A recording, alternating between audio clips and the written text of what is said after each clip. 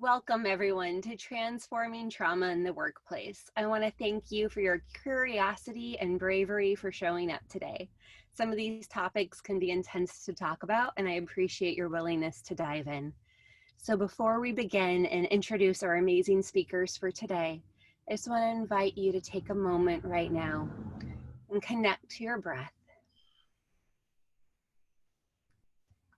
Allowing your inhale to deeply expand your chest and your core. Seeing if you can slow down your exhale. If there's any tension or anxiety that you're able to release a little bit, allow that out in the exhale.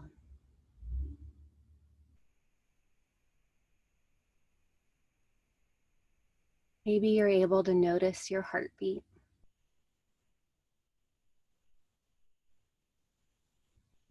And if you're able to feel any gratitude for your breath or your heartbeat that's been supporting you throughout today and your life, just invite that gratitude in now. If at any time during this presentation you feel yourself starting to get tense or confused, I just invite you to take a few moments to focus on your breath. Today, we're going to be discussing what trauma is, how trauma impacts our workplaces and our leadership. What are some ways we can begin to address healing trauma in our organizations, and what those benefits are. So I'm going to turn it over to Jackie for her introduction. Hi, my name is Jackie Jenkins. I am the founder of a new practice called EarthSeed, which is a personal and organizational development company that's centered in social justice, equity, and human flourishing. The work that I do supports organizations around culture change, particularly inequality that's happening in the workplace. I'm also a coach and an organizational psychologist, and I work across sectors to support that work. Awesome. Thanks, Jackie. Hey, everybody. I'm Mary Kentz, and I'm a professional coach and trainer and facilitator specializing in human development and transformation of the workplace. And I've been working with leaders at all levels for 20 years as a coach and facilitator to help them become more responsive to the needs of the world around them. And at the heart of my practice is a deep commitment to social change and healing. So helping leaders understand and integrate awareness of culture, power, privilege, race, oppression into their leadership and into their organizations. And in addition to being a professional coach, I facilitate and I'm a trainer of coaches, but I also help communities integrate a coaching mindset. And I have a background in tech as a project manager. It's really great to be here with all of you. Hi, I'm Chris Pridmore, and I'm tremendously thankful to be here. I'm president of 100 Proof Living, and I spent over 20 years in healthcare and sales and marketing and national accounts. And I want to bring a face of what it looks like when you do not address things that are burning inside of you and problems that are coming up. So I was an example of success. So when you look outside looking in, everything looked fine, but inside there were some real things, troubles going on that needed to be dealt with, and I didn't. Through a tough season and through a serious addiction to alcohol, I lost my career and became a homeless person, and I found a rise. So I'm here as an ambassador of hope. I want to bring some humanity to this discussion around trauma and leadership. No, we're all human beings. No matter where we are in the organization, we do have to deal with things that we oftentimes try to hide. And I want to bring that to light today. Thank you so much, Chris. I so appreciate your experiential knowledge and willingness to share. My name is Laura Wade. I am a psychedelic integration therapist who utilizes ketamine in my practices, as well as an autonomic nervous system coach.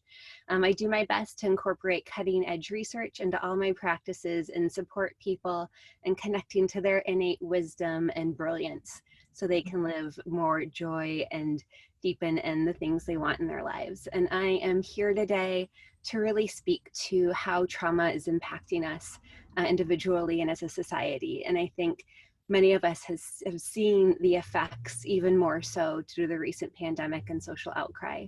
So I'm so thankful to all of you today to be coming together to speak about this. I'll be speaking to a little bit of what trauma is on the individual level. So trauma are experiences that overwhelm our nervous system. And overwhelm means there's a point where the person feels there's hopelessness. So there's no way out. These can be from situations that are small but repetitive. So no matter what someone does in everyday life, the response never changes, and they develop a hopelessness in resigning within themselves. And these can be from larger traumas, which is what we typically imagine, whether it's a car accident, war, or violence that can leave a person feeling hopelessness.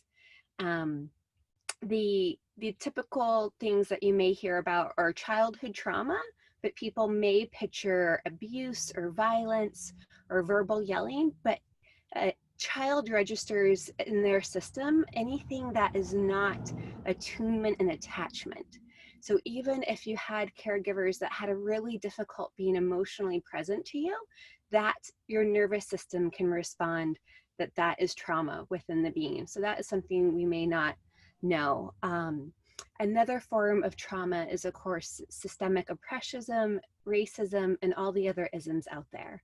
And this is where people are seen as less than, and it can create overwhelm and hopelessness for people. There's also generational trauma, which impacts our epigenetics. So generational trauma is supporting us to live in a dangerous environment, but that can stress and tax our nervous system when the environment may not be as dangerous as our nervous system is primed for it to be. And then lastly, there's the big traumas I spoke to earlier. So the war, the violence, things of that sort. So how does trauma impact us on an individual level? There can be emotional responses from sadness, anxiety, anger, shame. There's physical impacts such as sleep disturbances, pain, a constant hypervigilance, maintaining awareness of what's happening around them. Relationally, people may become excessively codependent or excessively independent. And then there's beliefs about ourselves. We can take on extremely negative or extremely positive beliefs about ourselves. So I'm nothing or not enough, or more on the end of the narcissism, I am great, I can do no wrong. And so these are the individual traits, and Jackie's specialty is in organization. So she's going to speak more to those pieces. Yeah, I think to build on what you're saying, Laura, about the different levels that trauma can sort of show up in our lives, given the work that I do, I'm often bringing a lens of culture and how our identities and culture really influence the way that trauma shows up in our lives. And as a person who works with all different kinds of humans, with all different identity backgrounds and organizations, we're often made to believe that trauma and these types of topics sort of happen in your home or somewhere else in your life.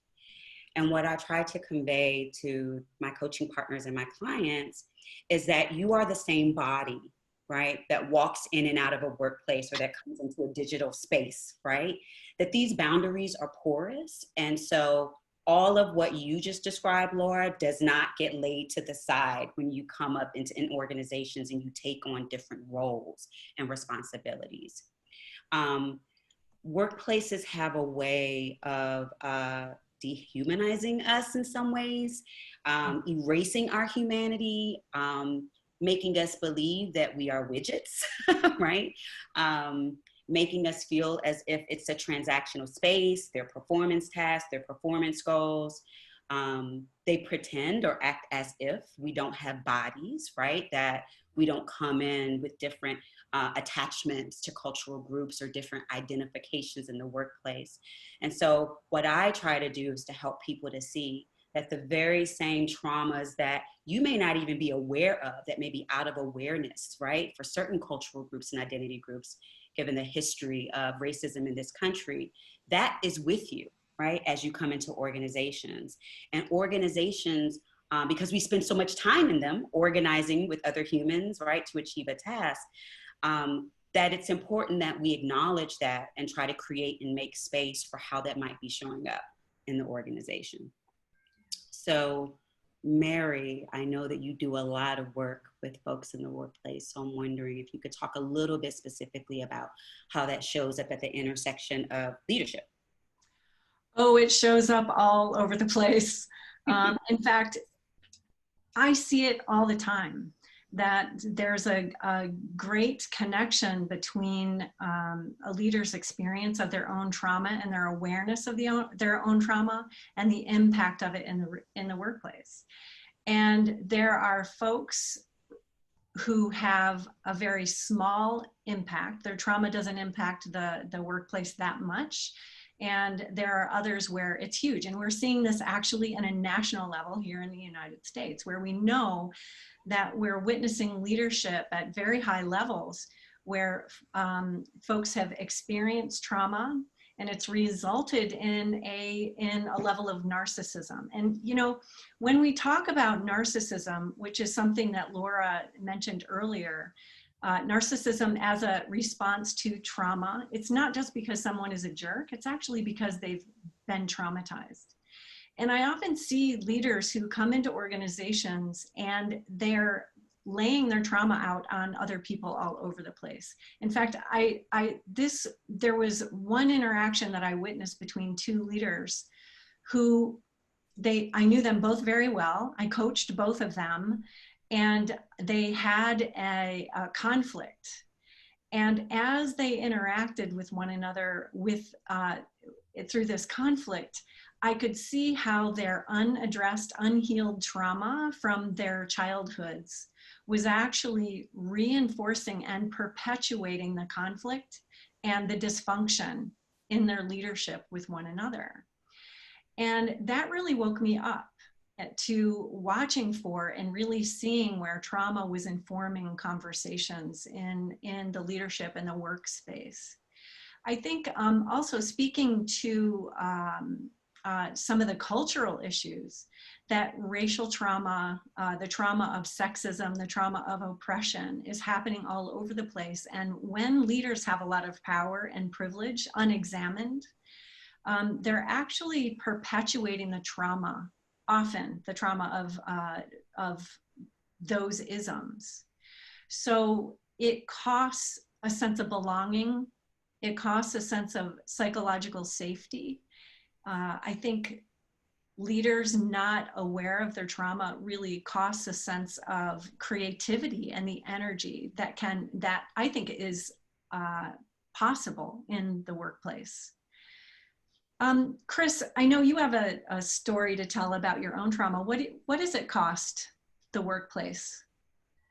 I think it starts with the fact that we've made it an environment that we're not allowed to own it. So in my case, in a sales environment, if I'm hitting my sales goals and I'm achieving those goals, for myself, I've achieved the number that's been set before me. So I'm doing what I'm supposed to do. For the organization, I'm doing what I set out to accomplish. And as far as everybody's concerned in that scenario, I'm doing what I'm supposed to be doing, regardless of the chaos that was going on inside, in my personal story, the chaos going on inside of my mind. Now, the cost and the impact just in day-to-day interactions, just because I'm hitting the number or achieving my goals doesn't necessarily mean that I'm interacting with others fairly, that I'm leading people to achieve their goals. If I'm so focused on just survival in my personal life with my own issues, and yet the only energy I have left is to achieve these sales goals, I'm probably not investing in the wellness of others either. And as a leader, that should be our number one obligation. It goes by the wayside when we don't even know what to do with our own stuff. You know, I looked at my own situation, and, you know, while alcoholism was a thief, it was the hiding place for real problems and those mental health problems that I have to address on a daily basis, even moving beyond that. And part of that comes from the fact that anonymity is not my friend. It's fine in a supplemental setting, but when I'm in a leadership role where I'm responsible for the lives of other people, for me to be anonymous and to hide those things just lets it grow. It doesn't go away. And I think the humanness of us, it has to allow for us to own it, recognize it, face it, deal with it, because the cost is great. We are, as leaders, we don't just fall. We bring everybody with us. And eventually, that deck of cards will fall. I promise you that. If you take nothing else out of what I have to say here, you will not fall alone if you're a leader and you're struggling with something unaddressed. And I believe that wholeheartedly. There are ways to deal with it. And, you know, Laura and Jackie, I mean, you've got some ideas on how to deal with trauma, and I'd like to hear, you know, your perspectives on that. Thanks, Chris. Speaking on an individual level, Jackie mentioned earlier our organizations forget that we have bodies. I do see that trauma separates us from our own bodies. So one study that recently came out spoke to the higher the level of childhood trauma, the higher correlation between low interoception. And interoception is our ability to know what's happening within our bodies and why. And then the higher level of interoception one has, the higher level of intuitive decision making they have and creativity. So one of the ways to healing from trauma is building that connection back to the body. So I'm going to invite us right now to take a moment and check in with our bodies again. And just notice what you're feeling. Do you notice any tension in your body that's come up since beginning listening to this presentation? Maybe there's more relaxation. But just noticing how your body feels. Which areas are relaxed, which areas are tense. And if you're noticing any tension that you don't believe you need right now, seeing if you can release it, if just by 2% to decrease it. Maybe taking a big inhale and a long, slow exhale.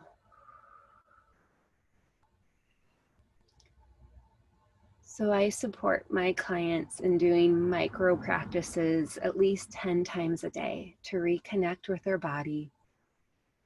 Notice that they have one, and it's okay to honor what it's telling us. Sometimes it's craving water or a walk, and that even if the organization doesn't respect our bodies, it's okay for us to get up and take care of ourselves. So that is a really minute practice or small practice. The other things I really encourage people to do are trust in your innate ability to heal. So just like if we cut our arm and there's dirt in it, it's hard for it to heal. But as soon as we can clean out that cut and provide an environment for healing, the body will innately heal.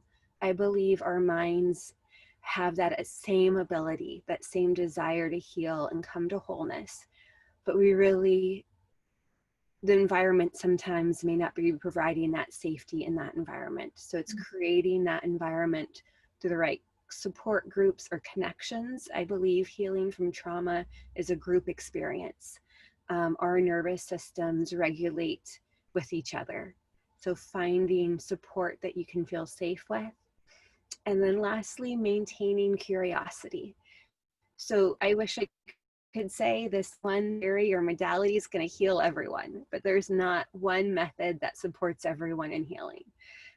So you may have to try a lot of different practices or approaches to discover what works for you, but maintain that curiosity and hope that there are ways for you to grow. And then Jackie, I'd love to hear your ideas for cultures and larger organizations. You said three things, Laura, that really stuck out to me as ways to support people. One is safety. The other word was finding support. And you also talked about groups and the power of groups. And right now, in a lot of the work I'm seeing for people who've worked in sort of the diversity, equity, and inclusion space in organizations, is that I think what we're awakening to, right, systemically, is that organizational culture, the environment, you also mentioned the word the environment and safety, are really an area that needs a lot of our attention for those of us who do this work and who have been doing trauma work, have been, through trauma or healing from trauma. I think it's so important to realize that organizations kind of have a cultural unconscious and don't even recognize, to what Chris was saying, that you can be going about your day fulfilling your tasks, fulfilling your job responsibilities, and not even realizing, right, how at a collective level, at the group level, that the patterns that the group is creating within that organization are doing certain groups harm. And so if you are a person of color in the workplace, who's dealing with the murders, you know, the aftermath, right, of how you were triggered, right, or re-traumatized, right, of watching the George Floyd video, or having to have conversations in your community or with your family around the things that you've seen, workplaces often don't feel safe. And so what I've told some of my clients and the people I support, particularly as people try to bring people together to have courageous conversations, right, around race, that you really should have agency here about what you need to feel safe and to heal. And that sometimes, because all of us have been traumatized within this context, bringing different bodies together, right, with their own versions of trauma and how that is playing out, can sometimes do more harm than good. So to your point, Laura, I think it is very important to find safe spaces and groups where you feel you can be nurtured, you can acknowledge your pain, find support. And I think what we're going to see in the years to come are a lot of organizations realizing that coaches, therapists, organizational psychologists, and others are going to be really trauma specialists, right? Are going to have to become an integrated part of what we believe workplaces to be. And so this idea of healing in groups, I think, is really powerful. But also some of us need that alone time. You have choice. You don't have to address your trauma in the workplace, right? There are many different strategies that you can use to sort of kindly exit your way out. Sometimes I think that people feel that some of the trainings that they do that seem harmless, they don't even realize how it's landing on some bodies, particularly people who are dealing with past things. So I feel like all of the things you say are very, very much true about finding the safety, finding the support groups, recognizing that you have choice and where you do that healing, and that sometimes it doesn't always have to be a mixed company, so to speak. That's awesome. Yeah. You know, you're making me think about,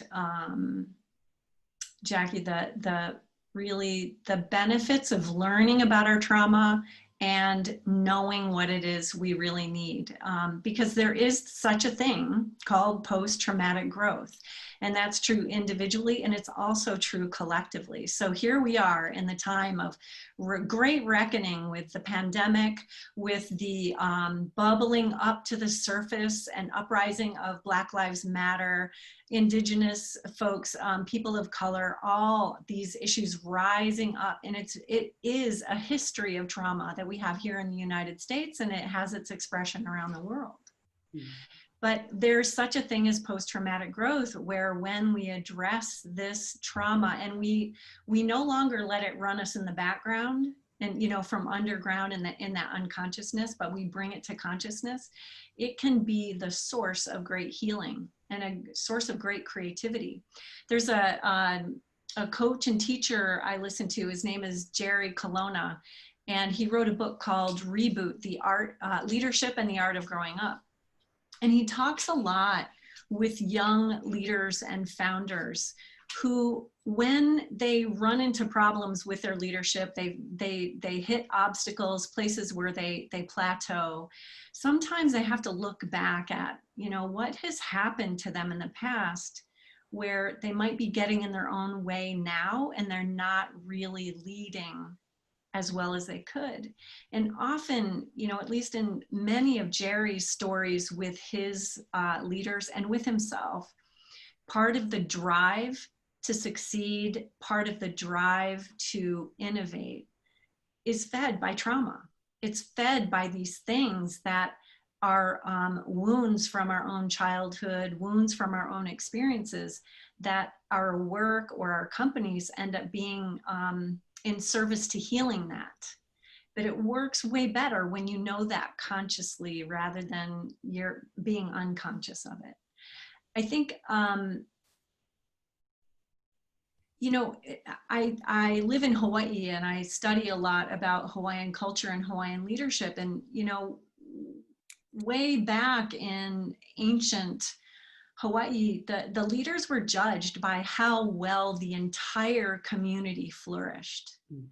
And all people, they were judged if all people, the least among them, were doing well. And when the least among them weren't doing well, something needed to happen. And I think this is a message for us to listen to as modern day leaders. Who's flourishing? If you yourself as a leader are not flourishing, if you're not taking care of yourself, there may be roots in trauma, your individual trauma, but also collective cultural trauma. And what's the impact of your lack of self-care on the people around you? So I think there's a lot of benefit to healing ourselves. I also think about the nations who are doing really well in COVID. These have been healing leaders who are trying to look at the whole and not just protect certain interests. Chris, how about you? What do you see are the benefits of healing ourselves? So many. You know, I think I look at this category in two different ways. You know, as I came into this, when we first were initially talking about doing this panel, you know, I look at it from a corporate perspective and I'm saying, okay, there's some outstanding leaders out there that are tremendously skilled at what they do, but any number of things may have happened to them as human beings that cause them to be ineffective. You know, how do they maintain that, you know, skill set and correct, you know, whatever's going on in their personal lives or whatever's made them feel this way. And so that was kind of where I was at. And then I got thinking about this, and then I looked at the human me and, you know, what I've gone through and why am I so happy now? You know, generally speaking, why are things going pretty well? And it does come from that healing stage of, first of all, ownership over where you're really at. Stop pretending that you're not there. Yes, it's scary because, you know, did I want to lose that career and go through what I went through? Probably not. But I can tell you on this side of it, I'm so thankful for every painful moment that brought me to this place of exact purpose.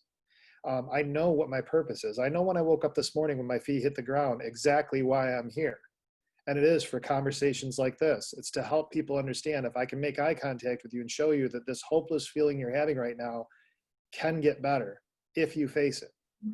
And I think that, you know, I was talking to it's a mentor of mine, Robert Bevan, who was talking about the necessity for vulnerability. You know, especially as men, you know, we gotta allow ourselves to, you know, kind of break through and face this stuff. You know, we don't have to plow through everything. Sometimes we got to just relax and face it and recognize that we're not in our strongest place. For me, the big lessons are authenticity. I tell people this all the time, you know, hope for me doesn't always feel good. You know, there's days when it's work, but it means I never have to look over my shoulder again. You know, I can always be pushing forward. I can always find ways. And I think for us, these types of panels and the type of work we're doing here is really about making eye contact. It's about facing people and saying, look, you can get through this. There is a way. If you're feeling some sort of way, don't hide from it. That's the worst thing you can do. Because in my case, I hid for years. And it ultimately led to my destruction. Great. And rebirth. For sure. That's why I'm here.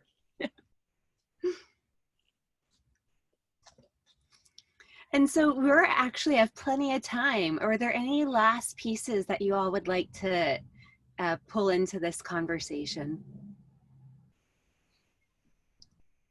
The only thing I would like to call out really is Jackie said something in her first statement that really meant a lot. And this idea of us being widgets. I do think our individuality is important in all this, especially when you talk about healing. You know, you talk about getting groups. We can't heal alone. We don't have to heal with everybody. You know, I mean, you got to find groups around you where you have that connectivity, where you can learn from them. Because if I can't hear you, you know, if how you speak to me, I don't hear, it's not helping me, and vice versa. For me, those small groups, keeping everything small. So there are days when I tell people this all the time, play small ball. You know, you're not trying to change your life today. You're just trying to get through this 24 hours. I feel like those small groups keep you accountable that way.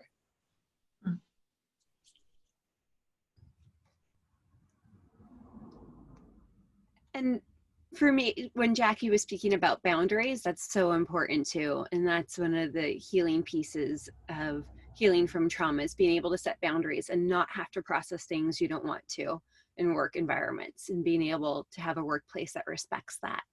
And then to tag on to Mary and Chris's conversation of the benefits of it, just in my own life, I never knew how quiet my mind could become and how joyful it could be, and how that can create so much creativity and inventions in your life. So I know a lot of people might fear, if I am not revved up all the time, I may not be able to accomplish as much. But I think that you'll discover an even deeper place of creativity, that there are so many benefits to trying something new, and that when you heal from trauma, you still have the ability to rev up at full speed if you want to, but you're just widening your tool belt of what you can operate from. If there's instances where you really do need a fight or flight, you can still access that, but you can access such a wider range of choosing of how to operate in the world. Yeah, I think, you were just reminding me, I want to name, I'll be 45 in January, and this conversation around trauma, the psychologist DSM even recognizing racism as like, an area that could be a form of PTSD, or even, Resmaa Menakem's book, My Grandmother's Hands, talking about racialized trauma.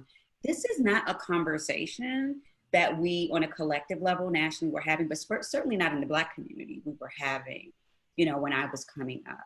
So this idea that people are coming into consciousness around even acknowledge, like, what is that? What do you mean intergenerational? Do you mean, trauma isn't some conceptual thing? It, to your point, it lives in our bodies, right? It's in our blood, right? We carry it with us. I think for some communities and cultural groups, there's always, and for just reasons, if we look at the history, there has been a lot of suspicion or a lack of mistrust around doctors and medical facilities and healers and therapists. And so even now amongst my own community and many of my clients, the idea of speaking to someone, airing your dirty laundry, so to speak, telling family secrets, things that happen to you, to strangers, is not a thing that's very common. And what I'm hoping people are learning, what we're all learning, is that we all deserve that, right? Particularly in a world that's become more disconnected in some ways, so closer, but so disconnected, where we're not in our communities with the elders and our mentors and all these people we could just go to who would give us a hug or feed us or listen to us or just touch us, which in and of itself was a healing thing. I think we all need to be more intentional, and we need to take a risk. I think there's risk for some communities, and saying, I need somebody to talk to. It's okay. And one of the silver linings, if you will, of what's been happening with this triple pandemic, right, that we're under, is that more people are naming, right, that this is a problem. Of course, it's in your workplace. Workplaces are a reflection of the broader society, right? So you bring it there, it's there. But also that there are more free resources available. Telemedicine, tele-resources that are available for people now, right? I really want to encourage for those communities who have not seen this as a resource, a possibility that you could talk to someone, that there are communities out there that are available for you with just a few clicks, right? That can help you. And so while this conversation may feel old for some groups, for some of us who've had more access to these resources, it is still very much very new to many communities to talk about trauma, intergenerational trauma, the unconscious at work, how this shows up, even seeking out help from strangers. So I just want to acknowledge that. And one piece, I just want to add on for Black or people of color seeking support, ask the therapist, get a free consultation first, and ask their thoughts on racism if they feel comfortable doing enough. Because the last thing I want people to do is to build this therapeutic relationship and have a therapist who's unaware or who will dismiss it and re-traumatize them. Absolutely. So it's so important. I really advise people to interview multiple therapists before choosing one, to get one that can see you. Right. In context, right? Because the thing about coaching and therapies, it can be a very individualistic, a very you-centered thing. But, you know, what we know from social psychologists is that our behavior is a function of the person's interaction with the environment. So to see the person in context is so important. So to your point, Laura, yes, absolutely. Asking therapists their thoughts about that. Like, when you analyze or assess, what frames are you bringing to that? What do you understand about these histories, right? Is cultural identity, right? You know, is this a safe space to even talk about my cultural identity um, as um, as an aspect of where my healing might need to be happening? So I think that is so important. Yeah, I had a question, Jackie. What the things that you were listing through, all I heard, what I was hearing as you were talking is trust. There's a lot of trust that's been broken, I think. And, when you have people that you're interacting with that are trying to find a way to connect, and so they got two issues here, they're dealing with this trauma, and they may have recognized they need to deal with it, but then they got all these trust issues where they've been burned 1,000 times over. What advice do you give to those individuals to help them through that stage to even get to a place where they'll trust somebody to help them?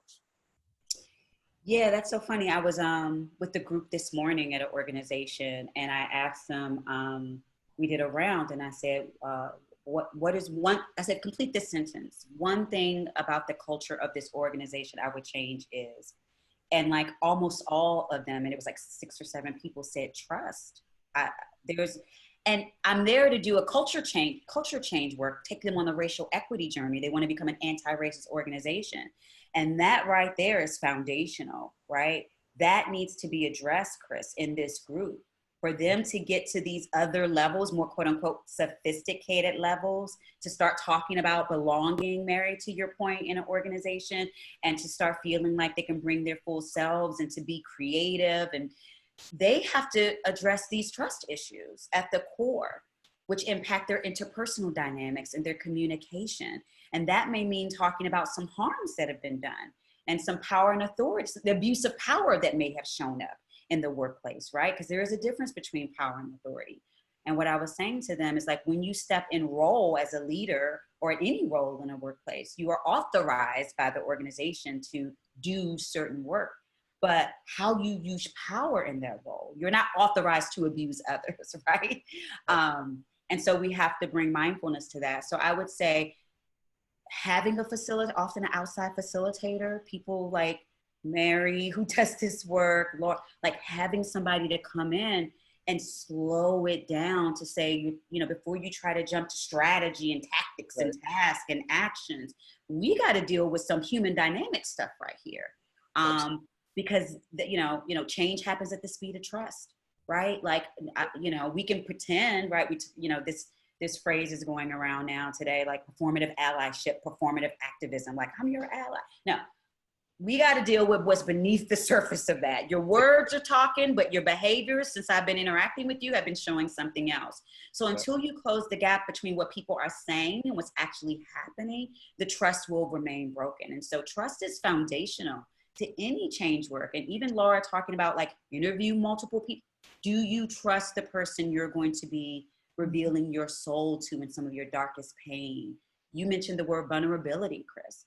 Like, can you be vulnerable? If you can't be vulnerable, then the change process is stymied or stagnant. And so that is so important, whether it's on a one-to-one, an interpersonal, a group dynamic in an organization, or systemically. Let me look at our elections in our country right now, our politics, right? The lack of trust and faith in our systems is problematic. And we're all talking about these transformative changes, radical changes. I'm like, okay, let's see that. Because at some point when you bring people together to talk about their pain, once you acknowledge it, you got to get to a place of forgiveness. And if you can't forgive, you can't get to the change.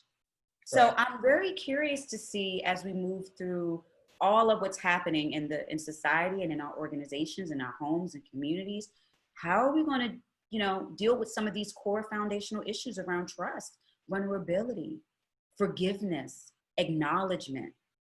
And then we can design and get creative, right, around these alternative futures that we want to build. Mm-hmm. But I feel like we're being called, right, Yeah. to deal with, to go back to the source of some of these things that we have gotten away from and all of the distraction. Yeah, I love what you're saying too, Jackie, about, you know, we have to go back and address some of the pain. And I think that's individually and collectively. You know, in the United States, again, we're at this reckoning point, and we cannot just push forward. I feel like, you know, as a white woman and part of the white dominant culture that I observe, there's this desire to keep pushing forward in the name of progress, but it gets built on shakier and shakier ground. And I think this is true in organizations too, where when you're willing to stop and look back, it's not trying to recreate the past or do anything like that. It's to take an honest look and take responsibility for the harm that's been done, the trauma that's occurred, who has lost, who has won, and to have an honest reckoning. Then you're better able to look forward into a collective future that everybody has a stake in, not just a few people. Yes, and I'm seeing this, in organizations that I work with, and also in communities that are trying to wrestle with this work of how do we acknowledge the losses and the harms done, and especially for people from dominant culture, how do we humbly learn about what has occurred in the past, not just because it was our responsibility and we did something to make that happen, but it's our time to help heal that so we can live the ideals that are important to us more fully and with wholeness. So I'm a big fan of doing this hard work organizationally and collectively, but it does require a lot personally. You have to commit to staying. You can't short circuit grief. I think once you start talking about trauma, I mean, I have a therapist, right? And what I'm learning is how to grieve. I am not only grieving for this life, I'm grieving for the life of my ancestors. I'm grieving for my son's life. I'm grieving for, my culture, my racial group's lives, right? I am learning to slow down, to just grieve. Like, it's okay to say you've been harmed. It's okay to start to surface past harms. And to your point, I think we try to like fast track it and just be like, okay, going back to the past is you have to embrace all the parts, right? Before you can really move forward. And I think we're learning how to do that. I don't think people know how to do that. I think we're learning how to do that. Yeah. And there is a way to look back where you don't get stuck in it, but it becomes the fertile ground for the new growth that you want to create. Yeah, I'm right with you, Jackie. Well, and can I just want to talk about racial harm from the white perspective. And this is also grounded in Resmaa Menakem's work, his book, My Grandmother's Hand, that you talked about, Jackie. And that white folks are traumatized by racism too, and not in the same way by any stretch. It's not the same. But for leaders who are and especially white leaders who care about addressing racial trauma and racism, if you identify as white, that might be a great resource, because it's important to understand and undo our own trauma as white leaders. So that's all I want to say about that. I was noticing some of the things that Jackie was mentioning too, and it's not just within the racism, things like that. I'm thinking from the area that I work a lot in is addiction and recovery. I mean, I can remember walking into a room, or some people going into churches, they're not going to sit in the front row. It's not an event, it's a process. So if I'm being vulnerable, is not something I did today. It is an action that I say I'm going to allow myself to be part of the process today, because I need to get better. And I some of the things that you were saying, Jackie, really hit home, because I think about just the recovery process from an addiction standpoint. I first have to even recognize there's a problem. And then I need something else. I need something outside of me to get me there. I haven't even got to the point of doing any work yet. This is all just soul searching stuff before I even get to the place to even start work. And I think that that's what we're doing. We're doing a lot of soul searching. And in any type of a traumatic event, you have to really forget about fixing anything right now. Just recognize what's actually happened to you. Own it. And I'm not saying take responsibility for everything, but realize this is really happening to you. You can't hide it. This really happened to you. You can't hide it. Now let's do something about it. And that when you're ready to do something about it, engage as you're ready. If you're not ready to go fully in the room and sit in the front row, don't. Sit in the back by the coffee maker, but at least engage. Chris, this process piece is so important. And I think we're kind of seeing the impatience that we have as a collective. Absolutely. That everybody wants it to be an event, one and done, a beginning, middle, end. Everybody wants to get to the fix. I think that was your word.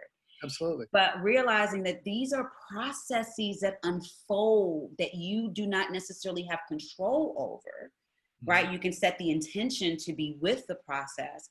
And I feel like we're being asked to sort of strengthen this muscle to be with the process, to be with the unfolding, to be with the unlearning and the relearning. And I think that that is something that I'm getting better at. I'm getting challenged at just like everybody else. And so I think when we talk about trauma and healing from trauma in workplaces and organizations, transforming their cultures so that they can do some of this work, that it is a process.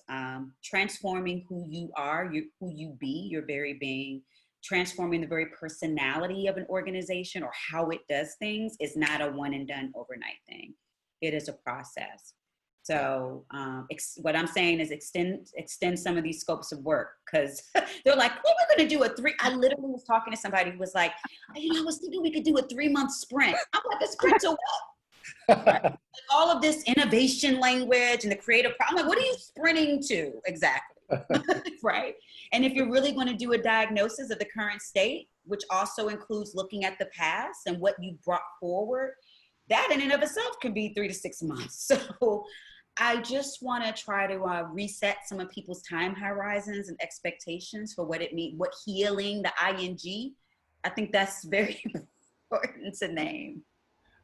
I completely concur. Like, I think sometimes people think they have the knowledge so they can change immediately with that.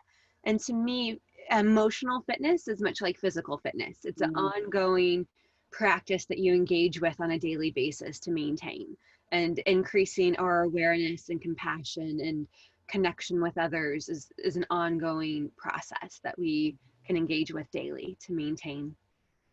Emotional fitness. Mm-hmm. I like that phrase. Yeah, like you don't expect to go to the gym and be like, I'm going to hit it hard in 1 week and then I will be, buff. I wish. So we're gonna, we've got about 10 minutes left, 8 minutes left. So let's talk about how you can contact us. And so Laura, how can people get a hold of you? Definitely. So we're going to have slides up with all our information, and my email is laurawade@hey.com. So LAURAWADE@HUI.com. But the reasons you'd want to contact me on my website, I do have a resource guide. That's about 20 pages of organizations, groups, books, things of that sort. So if you're looking to engage in any more of these pieces, there's hopefully resources in your area. A lot of the groups are now going virtually. So there's a way to still connect and do some of these processes during this time. And then I'm doing a Resiliency Within course, which is specialized at medical providers and dentists, learning how secondhand stress impacts their nervous systems and ways they can protect themselves and deepen in resiliency during their work. And then I do a Transforming Trauma course with Mary, which is specialized for coaches and therapists, learning how to transform trauma within their practices. And if you want to do ketamine-assisted psychotherapy in Oregon, reach out. Thanks. How about you, Chris? Okay, you can reach me at Chris, CHRIS, at 100proofliving.com. We have a website, 100proofliving.com, which is the corporate side of work that we do with reducing the liability and cost of alcohol consumption in a work setting. And then we also have stuff for your personal journey under 100proofoptions.com. That's a little more fun. There's a lot of different writers in the blog. We have a podcast called The Conversation with a Cop and a Criminal. And the whole point of that is to say that we all go through stuff and there are options and we've all got opinions about those options. None of us are going to tell you what to do. We're just going to say, hey, we did this and it worked for us. Maybe it'll work for you. Great. And you can reach me at leadershipthatworks.com. Take a look at our website, and my email is mary@leadershipthatworks.com. So feel free to contact me about individual and group coaching, organizational transformation, and coach training work if you're interested in integrating a coach approach into your leadership. Yeah, and you can find me. I have a digital business card online. That's at JackieDJenkins.com. So JACKIE Jenkins, JENKINS.com. There you can email me directly. You also can find links to my social media sites, Facebook, LinkedIn, and Instagram. And you'll get to learn all about me there. Awesome. Thank you, everyone, for showing up and your courage. Oh, and Mary's going to close us out. Yeah, so it's interesting. It was March 6th, 2020 that South by Southwest was canceled. And it's interesting that we were going to talk about leadership and trauma then. And the conversation around leadership and trauma is the same, but even more real and more crucial. So thanks to everybody who's watching this and participating and thinking about integrating more of a trauma-informed approach into your leadership. So we want you to just think about something that you're taking away from this conversation about trauma and leadership. What we know is that leaders, for them to be more effective during this time, they have to lead, and the call, I think, is to also heal their organizations. And that starts with healing yourself, I think. So one place to begin is to start considering where trauma and how trauma might be impacting your own performance at work. So how might trauma be standing in the way of you really leading as effectively and with as healing an influence as you can have? Maybe you're conflict avoidant, or maybe you are not as collaborative. Maybe you learned that you had to handle everything on your own rather than having help. So begin to consider where your own trauma, whether it's a small trauma or a large trauma, might be getting in your way. And then think about one small shift that you can make to heal what's not working at work. So thanks, everybody. It was great to be with you, and feel free to reach out if we can help.